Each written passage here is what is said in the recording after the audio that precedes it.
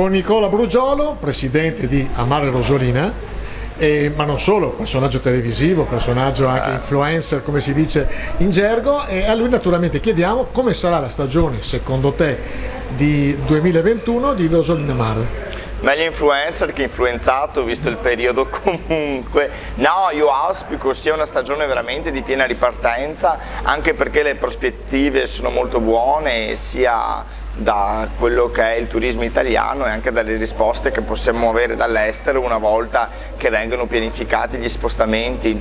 Noi, diciamo, come località siamo pronti anche a questa stagione e la vediamo con la positività, se così si può dire, perché anche usare la parola positività ultimamente non fa troppo sorridere, però insomma con lo spirito giusto di una ripartenza assicurata. Ecco, noi abbiamo sentito le agenzie sono quasi tutte full, quindi fortunatamente hanno una prospettiva di una stagione buona.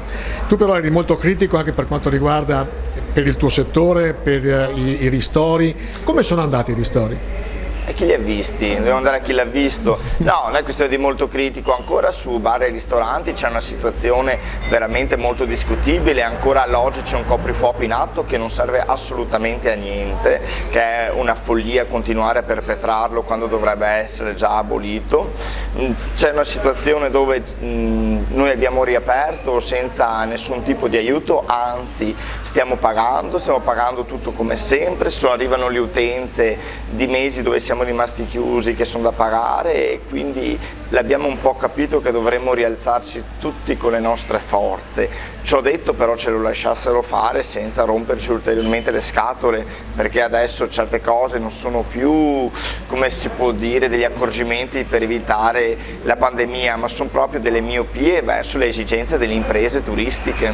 Ecco, tu che hai il polso della situazione, ci sono state aziende che hanno decisamente chiuso, definitivamente chiuso, oppure più o meno tutti con le difficoltà che appunto hai elencato sono riusciti a resistere? Beh, guarda, allora se parliamo di costa, noi non abbiamo molti problemi perché comunque la maggior parte del nostro lavoro deriva in quei mesi centrali di luglio e agosto, dove anche l'anno scorso, come auspico sarà quest'anno, non ci saranno molti problemi, però per le realtà di città, di paese, per le realtà di città d'arte vedo ancora una grossa difficoltà e credo che il peggio debba ancora arrivare, però già adesso si è vista una moria di molti esercizi commerciali. Quando dico che il peggio dovrà ancora arrivare è perché non si può far ripartire un'azienda che è stata chiusa senza dargli un minimo di aiuto, perché gli acquisti vanno fatti, le fatture delle forniture vanno pagate e le ripeto che le tasse le stiamo pagando tutte ugualmente come se niente fosse successo, nonostante quello che si sente dire in TV che è una fuffa galattica, insomma.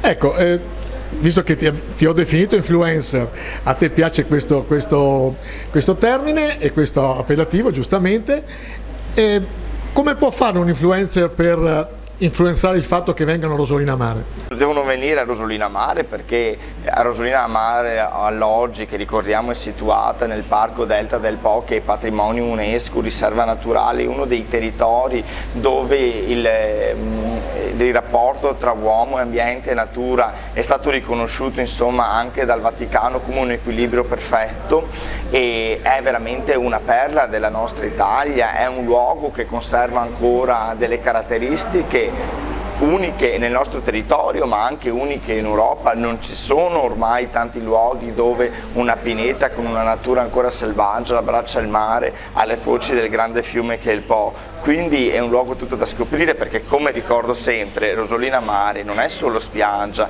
ma è anche bellissime gite in barca nel delta, sono anche percorsi ciclabili per ammirare le nostre valli, insomma è tanta roba.